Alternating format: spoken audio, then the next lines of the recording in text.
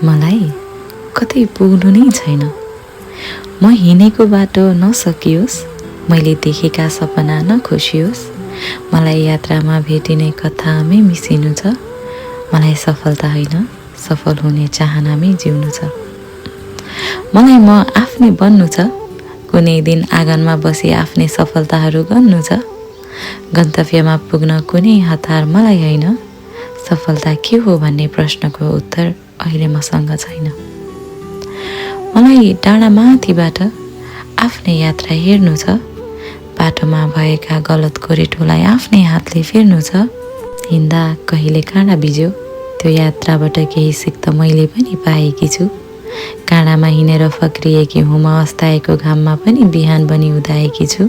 कति सजिलै त्यहाँ पुगे भन्ने प्रश्न गर्ने धेरै आउँछन्। म जवाफमा भन्दा मेहनतमा विश्वास गर्छु।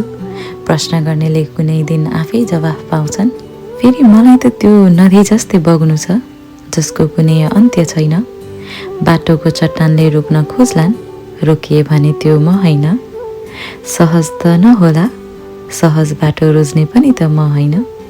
मलाई अघि बढिराख्नु छ, तर कतै पुग्नु नै छैन।